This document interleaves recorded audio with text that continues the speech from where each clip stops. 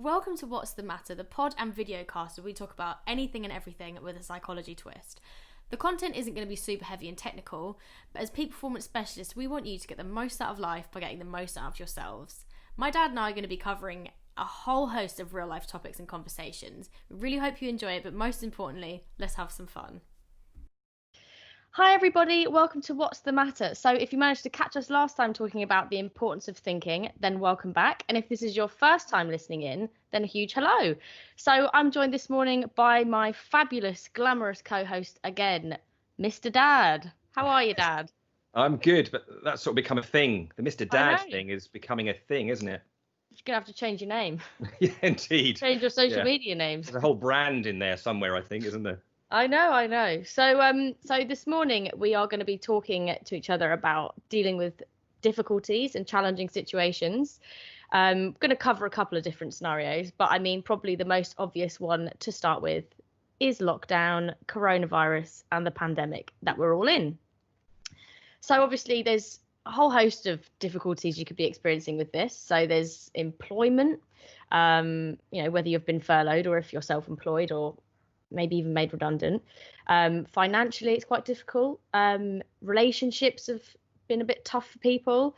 There's a lot of things that are a little bit challenging. Even the obviously social distancing and that we've not been with people, and the fact that we're now able to see people again. Some people are finding that difficult. So we've got a lot to talk about. How have you found things, even from your personal perspective? Strangely, Em, I'm careful who I say this to, and obviously this could be going out to lots of people. I've partially enjoyed lockdown. It's a whole new scenario, and I think that's the thing for everybody. You know, whether we're talking about the pandemic and lockdown or any other challenge stroke difficulty in life, usually we put that label on something because we're faced with something which is new, or we're faced with something which is by perception bigger than we are, or we might have a run in life where there's a whole load of things that seem to be happening in a fairly short space of time, whereby any one of those things we might be able to feel we could handle, but quite a lot of them in a short space of time become overwhelming and seem too much. And I think there's a lot of, in our experience, of working in this sort of field for, as we've said, over 2 decades, not all stress and anxiety, but a lot of stress and anxiety is a consequence within people of a perception that something is bigger than we are, or we're faced with something that we haven't faced before. It's new. We don't know if we'll get through it. And I think one of the greatest challenges for people all over the world with the coronavirus and COVID-19 and the pandemic is such huge uncertainty, because there's so many things we don't know. Yeah. We've just not. There was Spanish flu early last century, but for people that are on the planet now, we haven't really been through something like this before. No. Governments haven't known how to handle it because it's a new virus. There's a lot of trying to learn as we go. So, wow, the uncertainty and vagueness about where we're going and anxiety is perfectly understandable. Yeah, and also, like, we don't have. We've talked last time in our last podcast about what we have control over, and a lot of people feel that there's in general people can feel that their circumstances control them. Now obviously nobody has control over the fact that this has happened, but we do obviously have control over the way we're thinking about it, how we're focusing on everything that's going on. Doesn't mean it's really easy and you're going to snap out and be like, woohoo, this is the best thing that's ever happened to me. Yeah. But there are some positives to come out of it. Before we get into all of the different sort of scenarios, I definitely found it a bit tough at the beginning. I'm newly self-employed. I'm not liable for any government help, or unless I took a loan out, which obviously I don't really want to do. And I live in a 1-bed flat with obviously my boyfriend, who I love very much, but we haven't lived with each other very long. So it was like confined space. New work scenario for me. Can't get any help. There was a lot that I found out overwhelming, and I sort of had to coach myself out of it. But then you take on new projects and you focus on things differently. So, there's loads of different things I've done in lockdown, like I've learnt the splits, I've learnt handstands, I've done loads of things, but I took control of my flat. I've decorated my flat. Not saying that's ignoring the problem, but I mean, there's just different ways of dealing with and focusing on things. And we as human beings, we can adapt to things quicker than we think we can. I don't know. Would you agree with that? I think we all have the ability to adapt to things. And I think the fascinating thing is that obviously it's not been the same experience for everybody, because I think people's living conditions are a massive influence on how we are handling it. Ultimately, it comes back to what's going on in our head, obviously, which we're going to talk about in a short while. But, you know, Mum and I are very fortunate. We live in a cottage in the countryside. We've got a lovely garden. The scenery around here is beautiful. There's lots of nature. That's all stuff that we love. So actually, and a super cute dog. And a super cute dog, absolutely. So, you know, we've actually, because of lockdown, we as a business, we had lots of work postponed, which obviously commercially is not great. That impacts cash flow. So, you know, we've still been touched by all of this, but, you know, people are touched in varying ways based on, you know, what we think we know and what we teach, certainly within our core Mindspan program. You know, I just decided, you know, like you said a little while ago, there's so many things I don't control around this whole scenario, but what do I have more control over? And that's really how I respond to it all. And I just decided, with some key thought around, okay, how am I going to spend my time? What are the things I can do? And while sometimes the financial aspect of what's happened has been very challenging, because we've still got a business, still trying to run a business, we've developed way more video work with clients. So actually, you know, increasingly been doing a lot of one-to-one coaching by video.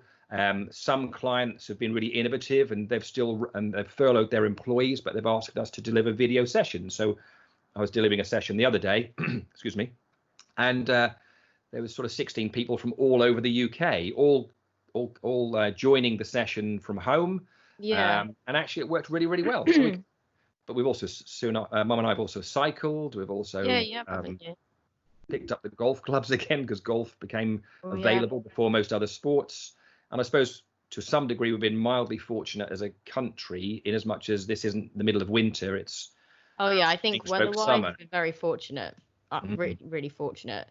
And you and Mum are playing golf pretty much professionally now. I wouldn't say professionally, but it's I guess there's a question I've asked myself a lot in life, in situations when I have a major challenge or something's occurred which I haven't faced before, or we've been working on a project which was going well, and then it's, for one reason or another, it goes a bit pear-shaped.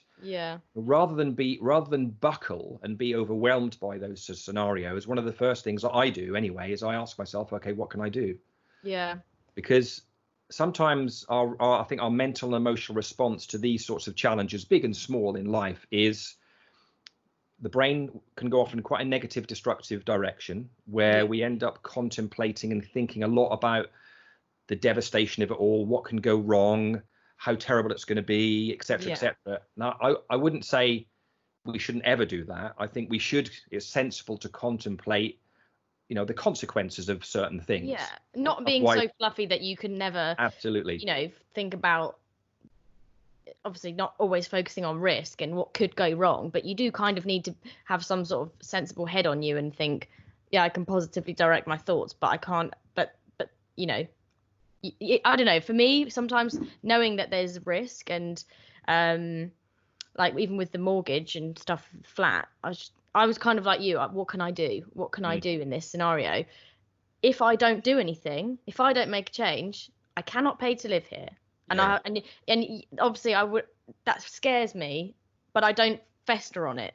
I think so what you didn't do and don't do is you don't contemplate that risk, start to create the fear, because there's nothing wrong with fear. Fear is just feedback.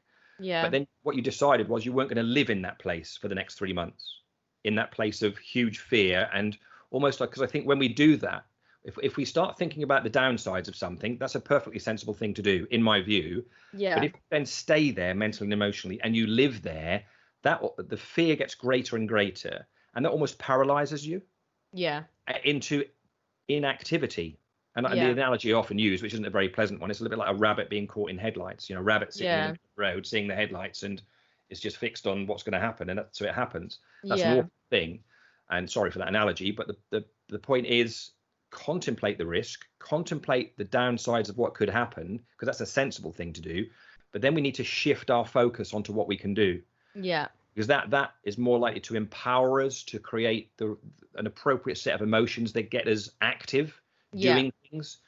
And hopefully, if we've thought about the scenario well enough and the solutions, we're then acting upon and undertaking the right sort of things that are going to move us away from the challenge, or overcome the problem, or deal with the difficulty.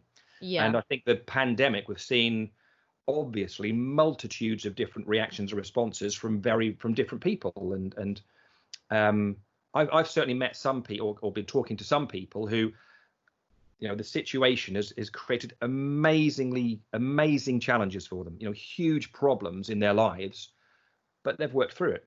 Yeah. They've worked through it. And I have met some others, or spoken to some others, who obviously have had some challenges, but by comparison, I would say to a lesser scale, and they've done very little.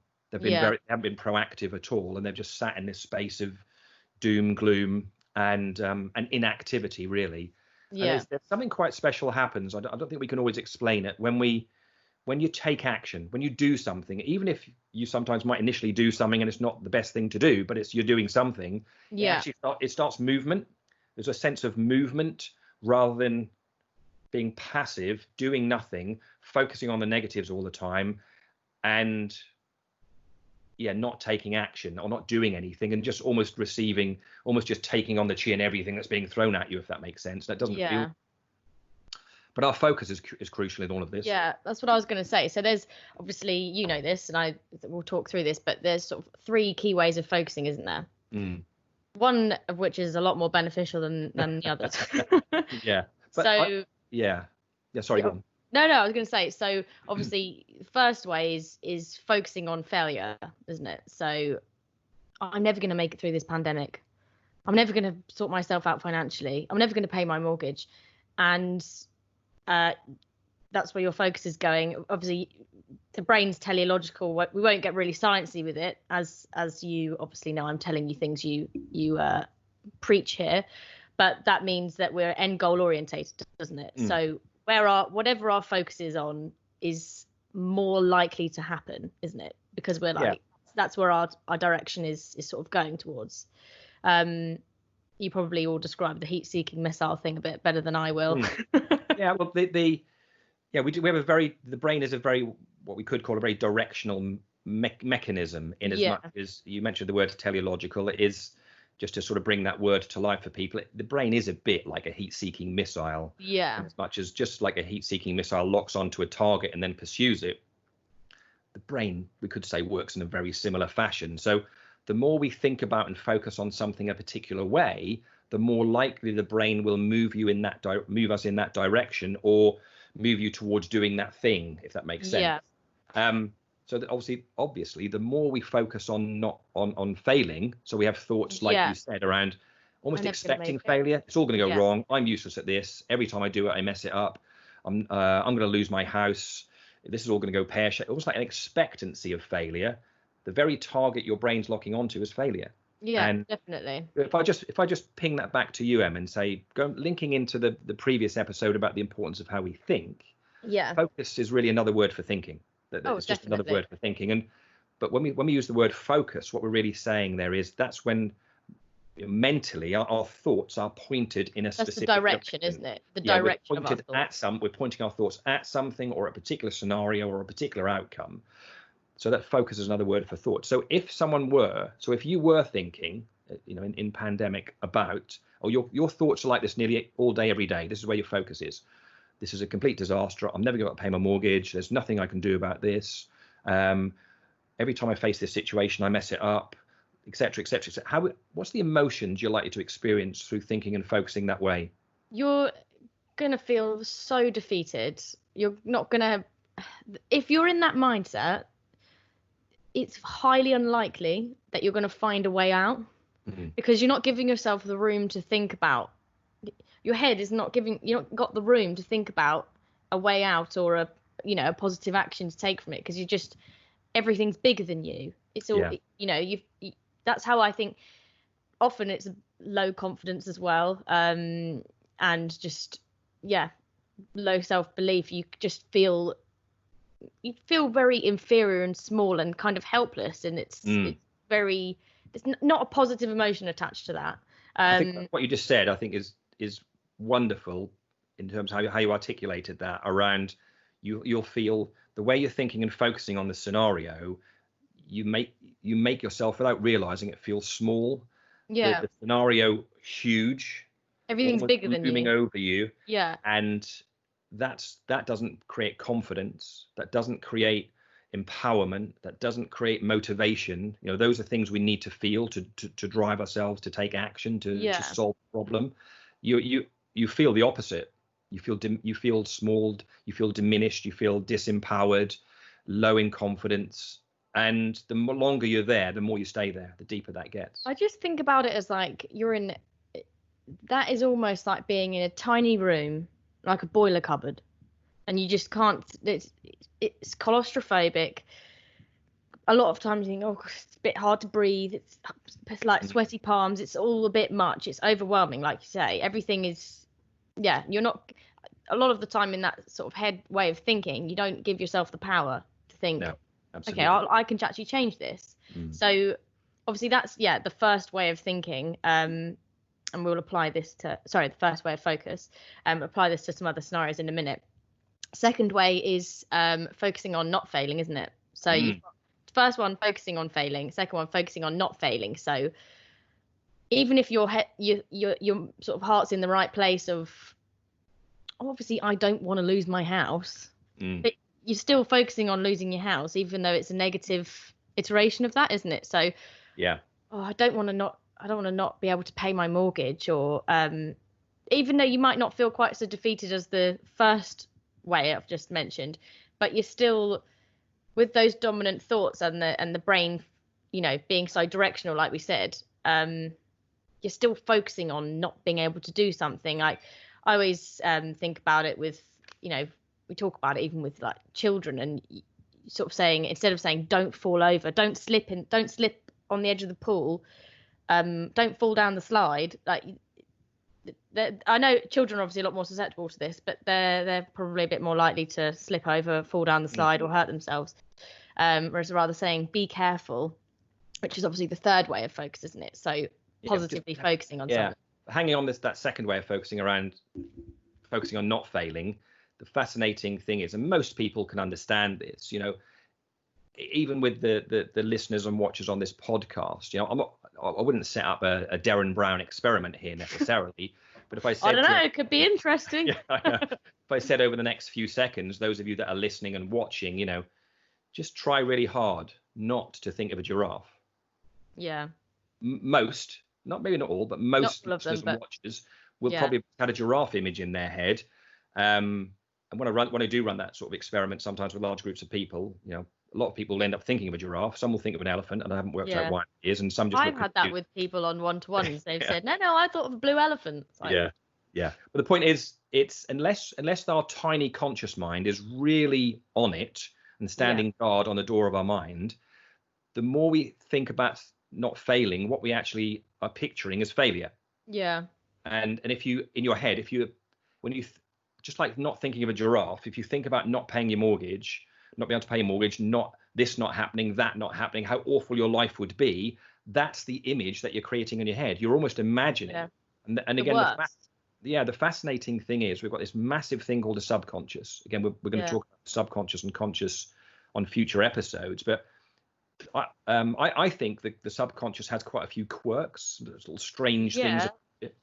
And one of the very strange things about the subconscious is it finds it very hard not to do something. So the more you think about not doing something, the more likely you actually will do it.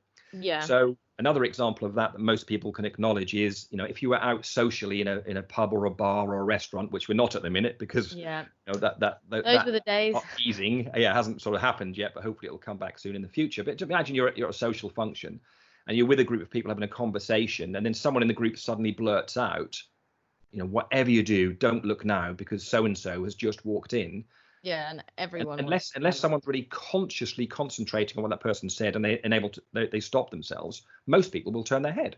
They'll look They'll do the very thing that someone just told them not to do, because that's the way your subconscious works. Yeah. So when we start to consider the hugely directional nature of the human brain, the fact we've got a massive subconscious that can't not do things, that helps people to understand when we focus on not failing, so trying not to mess up, trying to fail, trying not to fail an exam, trying not to upset people, trying not to say the wrong thing, all that stuff we focus on sometimes that we don't want to happen, is actually more likely to happen. So, and that's also, just because of the way the brain works. Yeah, and you know this as well, like the more you are visualizing things, so if you're visualizing and constantly focusing on bad things, even if it's not that you don't want them to happen, but you're imagining not being able to pay your mortgage, you're imagining not being able to go and do all these things, or financially be stable, we will start to feel emotions that we would be feeling if that happens. Yeah. Just like the first way of focusing. Yeah, you start thinking, and equally with the third way, if you're focusing on being able to make those payments, or being comfortable and calm in your relationship when it's a bit different, and you'll feel happier when you're starting to think about the success of those things. When you're focusing on them not going well and them not being successful, you don't feel so good. So that also, with the thinking cycle we talked about last time, how your thoughts affect your emotions, your behaviors, everything, you're not going to be in a very good headspace to deal with the day or deal with lockdown, because you're taking on some pretty negative emotions. And there's nothing wrong with being a bit scared or being a bit frightened, as you say, of, okay, this is, because I felt it, as I say, when I first found out I wasn't eligible for the grant or anything, which obviously is a great scheme they put together, and I totally understand why. I haven't been running long enough. But I did have probably half an hour where I was quite petrified and didn't feel very good, and started thinking, oh, what if I can't pay my mortgage? And I did have a bit of a moment like that. I'm pretty sure I called you. And and then the next day, so I experienced it. I let myself be frightened. But the next day, I sat down for quite a few hours and pretty much coached myself and made a new plan of action, and almost treated myself like a client. But like, what can we do? What do I have control over? And I think I probably felt quite driven with it because I was so scared the day before. Yeah. So not that there's ever a wrong way, like you say, with looking at some of the, analyzing a situation and looking at what the different outcomes could be, good or bad. But it's just, how long do you stay there for? And not letting those be bigger than you.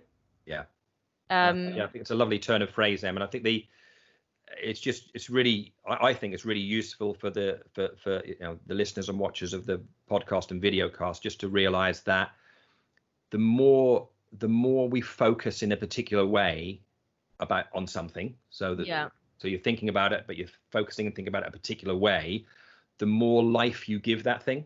So whatever that subject is, the more airtime you give something in here, the bigger you make it. Obviously, it's not just the subject that you're focusing on, it's how you focus on the subject. So do you focus on this, wherever your focus is, are you focusing on failing?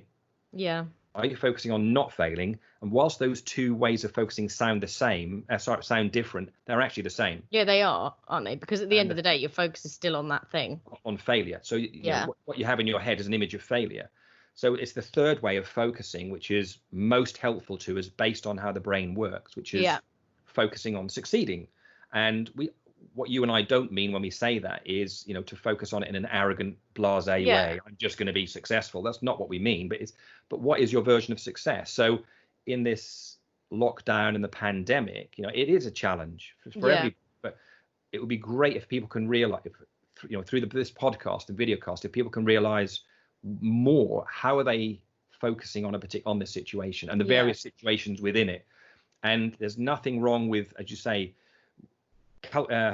focusing on the risk for a little while, or calculating or reflecting on what the risks could be and the downsides, and feeling a bit of fear, and then using that fear to say, whoa, this isn't going to be great for me. Now let me start focusing on what do I want to do? What do I want to create out of this? What's my version of success through this pandemic? And then, as you did, you were thinking and focusing differently, you felt differently, you put a plan together. Yeah. And then you're empowered, because then you're taking action, and then you're working your way through a difficult challenge. Yeah. You're finding solutions to it. And we also know the brain is much more resourceful when we're thinking and feeling more constructively. Yeah. The brain is able to be more creative most of the time. You'll find it easier to have solutions. Excessive fear shuts everything down. Yeah. Really shuts down our resources. It's almost like writer's block, isn't it? But you've got thinking block, where I did think that day, as I've said to you, when I felt the day it was all announced and I realised, I guess I was evaluating the situation. And when I was not hyper emotional, that I was like, ah, but when I was like quite emotional and felt overwhelmed, I'm in that headspace.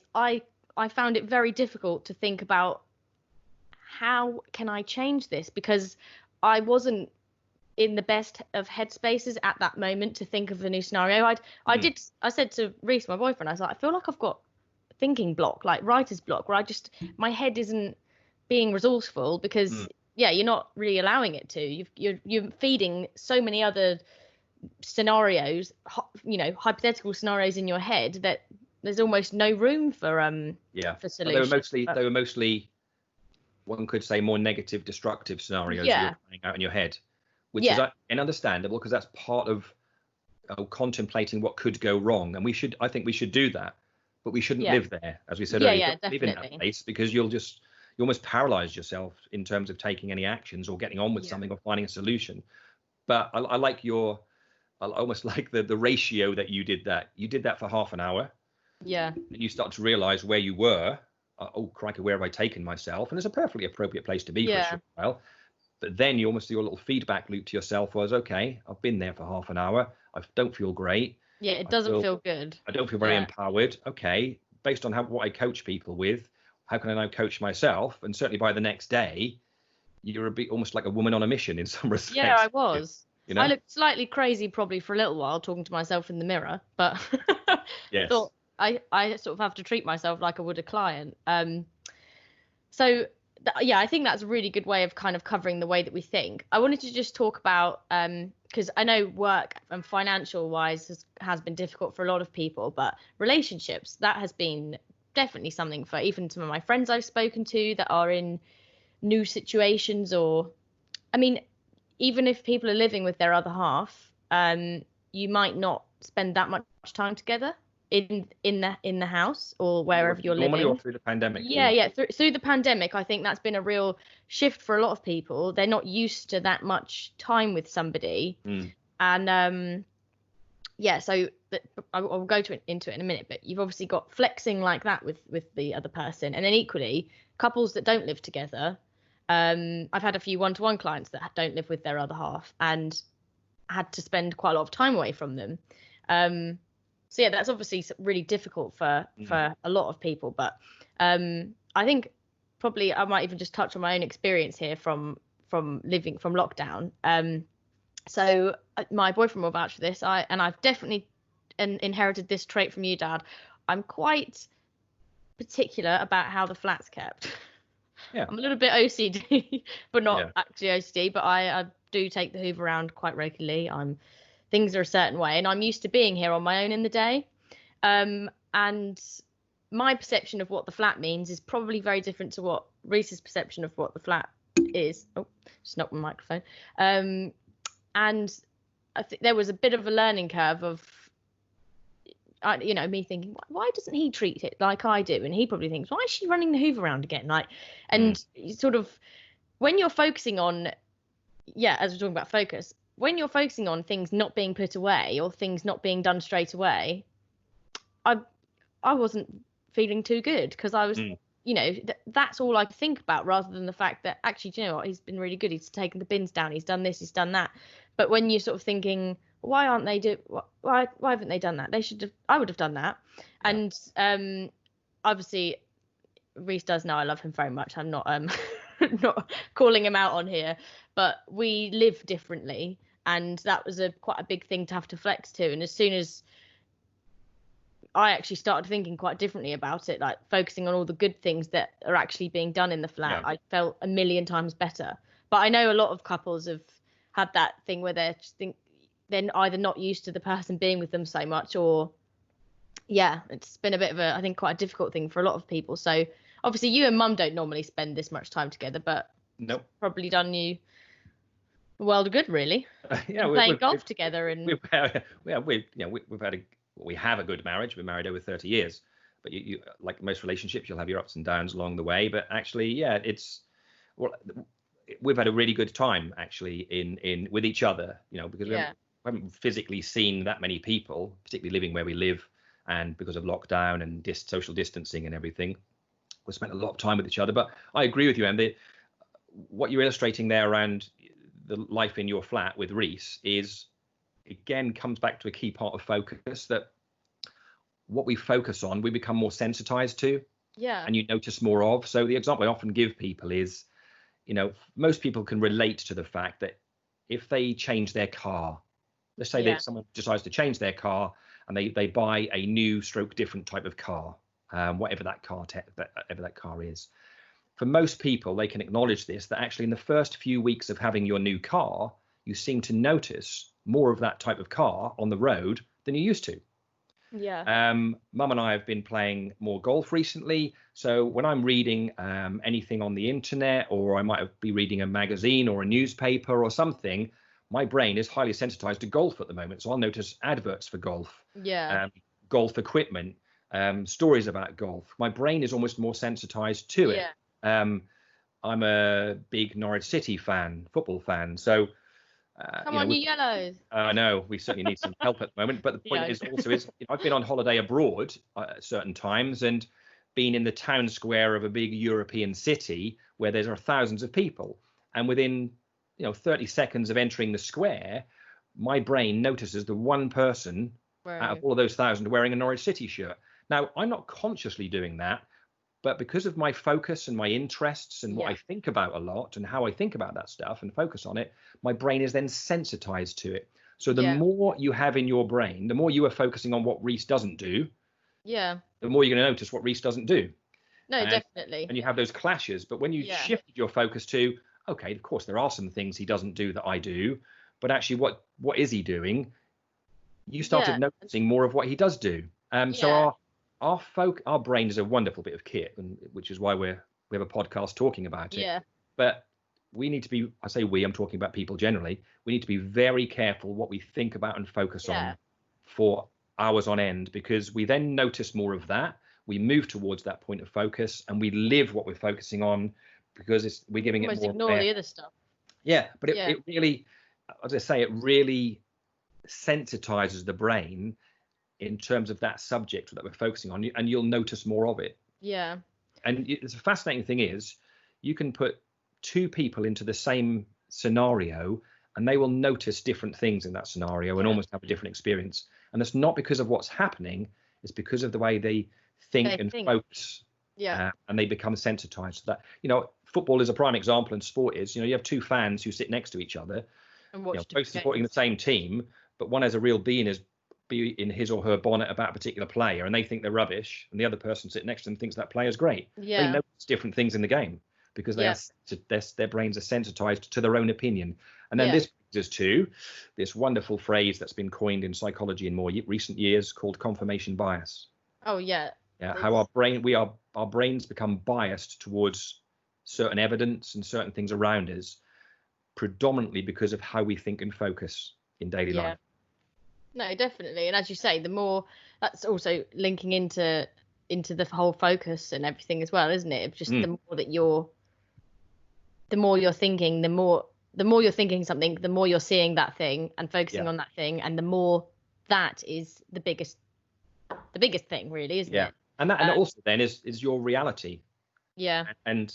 And the wonderful thing is, I think, we're all doing this. Everyone's running around. We've got millions of people running around the UK and billions around the world, most of which think their reality is the reality.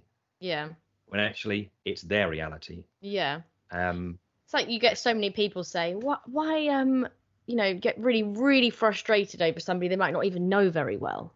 Why have they done that? Why would they do that? Because that person wouldn't do it. And we do need diversity like that. You can't have everybody being the same in the world, because it'd be really boring. And how would you ever learn anything? But yeah, it's I feel like I should just caveat, my boyfriend has been very good at doing things around the house. You're feeling mildly guilty now, aren't you? I'm feeling mildly guilty that this could go out. I know it was just where my focus was, and we just started doing things differently to we normally would in lockdown. So taking on new hobbies, I guess, like you've done golf. We've obviously, because we've watched Last Dance, we've been playing basketball, or trying to create new enjoyment that is different to lockdown. And that's what, aside from relationships, I think that is one thing I've spoken to a lot of people about with their focus and their thoughts around lockdown and the pandemic and what's gone on. And you might have had business goals, you might have had fitness goals, you could have had any goal that kind of has to shift because the circumstances have shifted. Yeah. And we have control over ourselves. We don't have control over everything going on in the world, but it's learning to shift, accepting that things can't happen. Our reality is changed, as in the reality we're living in. Not that it's like I'll give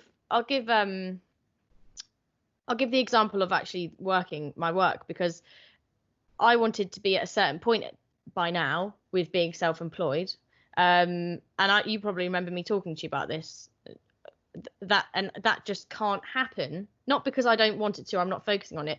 I physically can't be out presenting in loads of different businesses at the moment because no one's in an office.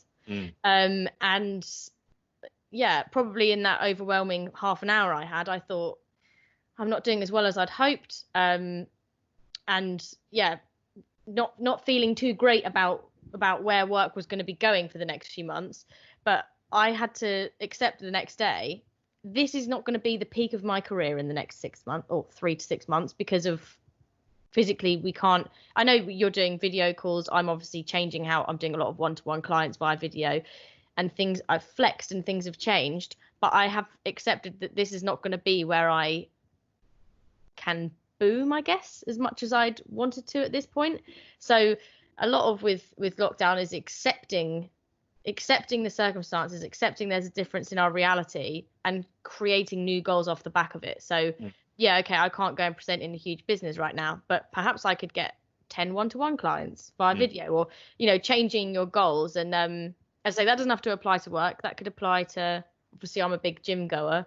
A lot of people have things like, I really want to be able to do this by June and lift this amount by June, and it's very hard to get weights at the moment. And it's instead thinking, okay, well, maybe weightlifting isn't going to be the big thing for me right now. Perhaps I could run 5k.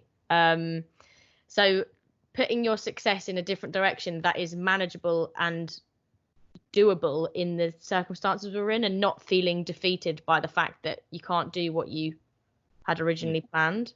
That comes back to what we were talking about earlier, Em, doesn't it? That actually, these themes are becoming apparent quite clearly through our discussions on these podcasts and video casts, that we're not we don't have control of the world outside of us, and some major stuff's happened around the world, around the pandemic, etc., which has actually triggered all sorts of other things as well too. And whilst we're not able to control the world outside of us, we have more ability to get a grip of, or more of a control of, us. Yeah. And part of that is, okay, what am I going to do then? What am I going to do? The world's changed. Maybe because the world's changed, my goals might need to change. Or actually, you might have one or two people think, actually, I'm still going to pursue the same goals.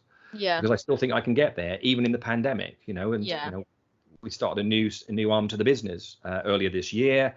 Ideally, we could have done without coronavirus, because that's had a part to play in slowing things down on the launch of that business. But to be honest, we've still done loads of work on it. Yeah, we've just adjusted what we're doing. We've spent our time on some other things in that business, and actually we've still made incredible progress on that business, even though it's different to what it would have been if coronavirus hadn't have happened. So yeah, I think we've started this as well, haven't we? Yeah, we decided to get our act together and say, let's get the podcast going. Been talking about it for a long time. So there are certain things we have done through this pandemic experience that actually we might not have done if we hadn't have experienced it. But because it's about what can we do, and how can we, maybe shift some of those goals, or even keep the same goals, but change the actions we were going to take.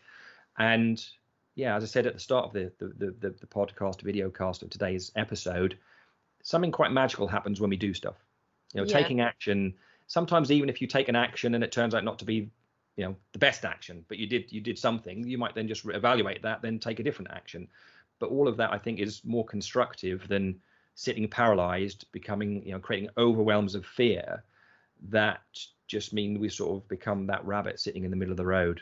Yeah. Dazzled by the headlights, Yeah. No, and there's 3 ways of focus, and there's 3 things that you can do. So yeah, I'm going to let you wrap it up nicely because you're much more eloquent than I am. Wouldn't say that. I think, it's been a really fascinating discussion with you today. So thank you for that.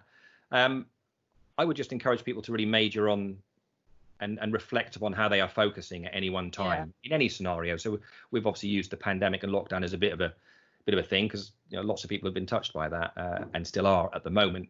But any challenge, or even just in day-to-day life, where is our focus at any one time? We can focus on failing, and I don't suppose anyone consciously decides to do that. But what we really mean by focusing on failing is it's having thoughts like, this is all going to go wrong. I'm useless. Every time I do this, I mess it up. It's bound to happen again. It's almost like an expectation that things are going to go wrong or that you're going to mess up. That's that's how we describe focusing on failing. And obviously, because if we focus like that, because of the teleological nature to the human brain, it's very directional. That's almost the target your brain's locking onto is failure. And you make it very likely. You make that not guaranteed, but likely to happen. Yeah. Second, very common way of focusing is focusing on not failing. There's a lot of people, I think, running around in different life scenarios, trying not to mess up or trying not to fail. Or often people on a diet are focusing on the food they shouldn't be eating rather than the food they should be eating. And it's so common. If you think about not having a donut, what do you want? Yeah. You want a donut. So the more you think about not having it, the more you're imagining having it. So and the more tasting you want it, tasting it, and the saliva, you'll start to do saliva. Dribble everywhere. Imagine the sugar on your lips or whatever. So it's a lovely example of the more you focus on not failing, the more likely you'll move in that direction, or the more it will happen. Because of the teleological brain and the fact you've got a massive subconscious that can't not do things. That's a quirk. And again, we'll talk about that in future episodes. So the most helpful way of sort of focusing and thinking about a particular subject or within life is to focus on succeeding. Again, not in an arrogant, blasé way, but focus on the outcome you want to create. Focus on the process or the strategy or the things you need to do to get there. And if you fill your head with the outcomes you're looking to create, or the things you want to achieve, or the problems to overcome, the solutions, and the things you need to do to get there, if that's what you focus on, that feels very different. The emotion you'll create will be very different. You'll be utilizing the directional nature of the brain in a much more helpful way, because it's a bit like a heat-seeking missile, and you are much more likely to move yourself in that direction. So that, for me, is really, listeners and watchers of this podcast, try or work at understanding where you're focusing at any given time. Whether you're a professional athlete, I do loads of focus work with professional athletes and leadership teams and all sorts of other groups, sales teams, whatever, all over the place. Be more aware of where your focus is at any one time. And just remember, focus is another word for thoughts, really. Yeah. And number 3 is where you want to get to. Practice, practice, practice. Spending time thinking about the outcomes you're trying to create and the things you need to do to get there. That's your version of success. So focus on that stuff. Yeah. Oh, you did round that up rather wonderfully. Thank you. I'm well practiced. I've been doing this a long time. Yeah. Oh, no. Well, thank you for your time today, Dad. And Pleasure. We're obviously going to be back again in another 2 weeks. Topic TBC, but it's going to be a good one. We've got a long list, haven't we? a very long list of topics to talk about over the next 2 or 3 years, I would think. Yeah, I think so. Yeah. But yeah, thank you for your time, and I will speak to you later. Yeah. Take care, Em. Thanks. Bye. See you later. Bye. So guys, thank you so much for tuning into this episode of What's the Matter. I hope you enjoyed it and found it useful. My dad and I are going to be back again in another 2 weeks with a new episode. But in the meantime, stay safe and have a good rest of the week.